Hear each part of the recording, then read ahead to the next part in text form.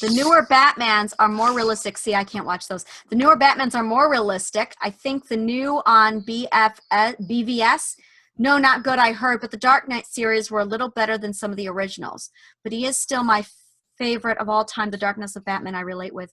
Yeah, and I really struggle with Batman. I can't watch the later episodes because I'm not mentally sound enough to watch them. I don't think I ever will be. Sadly, I can't even watch the second Batman movie, Batman Returns. This is really embarrassing. Batman versus Superman is BFDs. Thank you, BFDs. I didn't watch that. Mainly because I felt like it was ripping on Avengers. I'm like, can you guys be original? See, you watched it and you're saying you didn't like it, so thank you for confirming. It was crap. I did not particularly like Batman v Superman. But again, it's because now I don't know. There's a lot, but in terms of stories that do it right, I think Buffy the Vampire Slayer is one of the best character study shows because the movie or the anime or the series. Because everything that happens has a consequence, and the characters react and emote and respond. You can understand the motivation of these characters. You can understand, and even when they're making a decision you don't like very much, you get it. There's always that the idea you mentioned it, the idea of consequence. Yeah. Because if something happens to you, something you would react. You would. Yeah, and again, it's that watching Picard. He turned into the Borg, and that was like 10 episodes later. He's in the grape fields, just curled up in a ball, crying. No, not 10 episodes later. It was the third episode afterwards. It felt like 10 episodes, but again, I related really hard to that. I related so hard to him with that. Right. And then he's asking what happened, what did they do to you? And it just, yeah. I'm going to cry. I mean, the scene that really gets me is in part 2 when he grabs Data and tells him sleep. Yeah.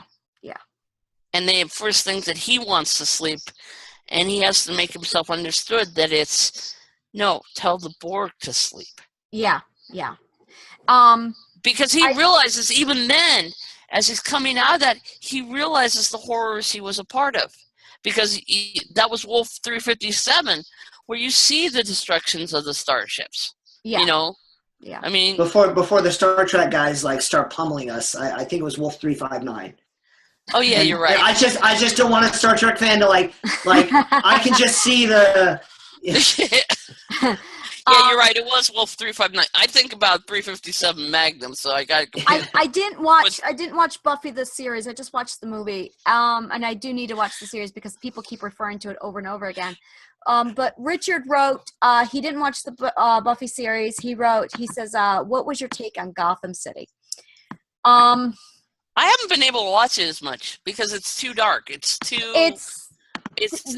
This is okay. First of all, I want to say this because you are new to SciCon. So Richard, let me catch you up on something. It is a tradition every SciCon that we talk about how much Angela hates Batman and how much Iron Man is better. Like last year, every time anyone said Batman, I had to hold up a cue card that just says Iron Man's better. And then it launched into this massive, what did you say? Did you not say it? Iron Man is better. And I have like a list going why it's better. Anyway, we got to say it. She started it. She started it one of the hangouts. Yes, and at Joe 2 o'clock Compton, in the morning. Yes, 2 o'clock in the morning. Friday. No, it's Saturday. And it finally got out after like 3 days. After 24 hours of us just going over Batman. It finally all came out.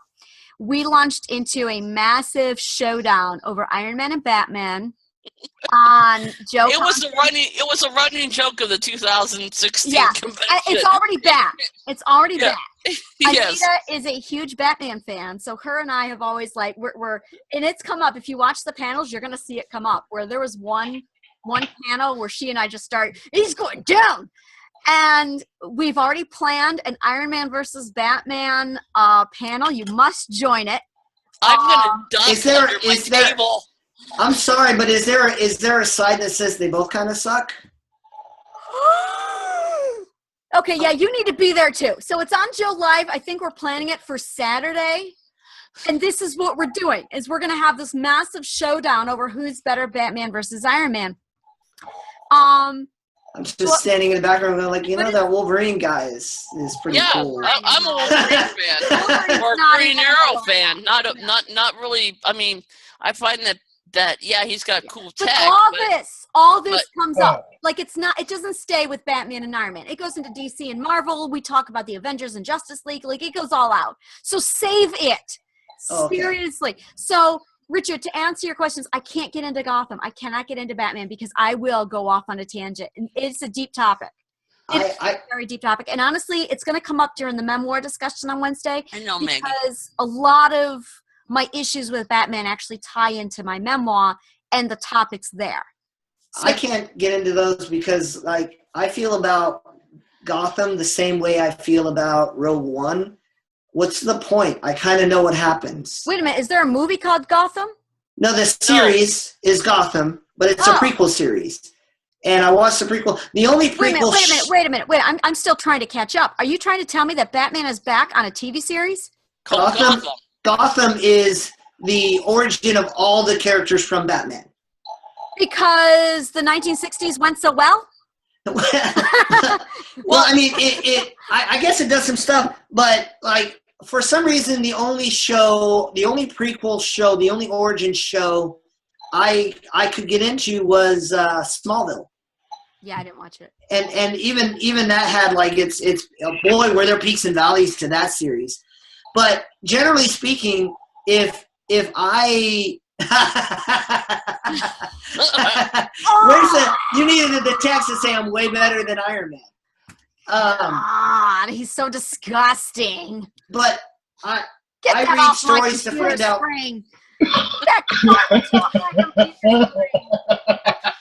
Garbage. Well, the only thing, I have a hard time with remakes, and I have a hard time with prequel stories. The only story I really liked as a prequel story was the one of Secretariat or Seabiscuit, because you got to see the story behind the legend instead of the just let's mishmash this together. Because you got when you're dealing with the stories behind the legends, there's already established canon. I can't say the word canon. That you have to pay attention to, that you have to be careful with. I mean, when they brought Zorro the movie out with Antonio Banderas, I'd been raised upon the one that played on Disney, so I was ready. I was literally ready to walk out of the movie theater. I had a problem with Johnny Depp, Lone Ranger. Yeah. First of all, my husband's Native American. Right. There is a lot with that film that I watched it once and then we gave it away. It's like, no, we'll never do that again. I've had a problem with the whole Lone Ranger remix. I have not been able to really watch any of the remixes. I like the original one. It was hard to watch. It was really hard to watch. They really, yeah. The only thing I like is what they did with the William Tell Overture. I have to admit, I like the new version of the William Tell Overture, but then I'm a music nut. Yeah. I just, for me, your remakes and your prequels, they're all pointless because I know. Okay, I'm going to bring it up because it deserves mention. Here it comes. Ben Hur. I didn't watch the remake. I've seen that movie. There is no remake. Just so we have that clear. Yes, master. Yes, master. It is. I say it's my favorite movie a lot. No. Ben Hur is my favorite movie. We got a huge screen TV, and there's only one thing you play when you first get that thing. You put in Ben Hur, and you introduce the kids to the Chariot Sing, which, by the way, is still considered the world's top action sing ever. It is still rated the world's greatest action sing is that Chariot Sing. There's no music because there doesn't have to be, because it is that intense. You don't need to know what's happening. You just go, because it is so cool. And I watched the making of Ben Hur recently, and the because I'm that kind of a nut, and the commentary with Charlton Heston, And apparently, you only see one shot in the chariot scene. And that is when they are turning the one corner. That's it. The rest is just on replay. Yeah. Wow. The crowd going into the arena afterwards, not scripted. They were not supposed to do that. That was the adrenaline from the extras being so worked up that they just went with it. The Italian actor going up and grabbing Masala's helmet and like, completely just adrenaline. Absolutely not in the script. Phenomenal movie. So when I saw that they were attempting a remake, like, rage. Yeah, and you can see it in the white of your eyes. Yeah. It's like, you're doing what? Cecil B. DeMille, Alfred Hitchcock, you do not remake these masters. Charlton Heston, you don't remake these masters. So yeah, I have issues with that. Mesopotamia, you don't remake it. Charlie Chaplin, you don't remake it. Yeah, I see what you're saying, Richard, but it's still a prequel. I know what happens. Wait a minute, we got to go through this. Gotham is based on Bruce as a child and the characters prior to them becoming his villains. The commissioner is still just a detective. It's very dark, and I think it shapes Bruce into Batman. We will see a very dark Batman and see a realistic showing. As you said, the Lego movie portraying him more of a bad guy. He becomes a bad guy for all that he does within the storyline. I approached that as, I was interested in Gotham for the first couple of episodes because I was hoping for the backstory, but it became like a soap opera to me. Yeah, I would agree with that. I cannot talk about Batman. I really can't. Okay, sorry. No, it's all right. It touches on my very dark past.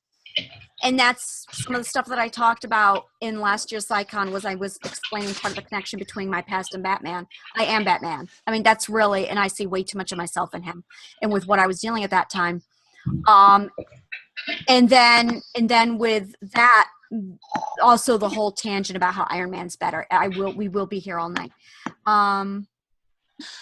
Speaking of which, I probably have to say I can't help it that they can't be cool and have an Iron Man series.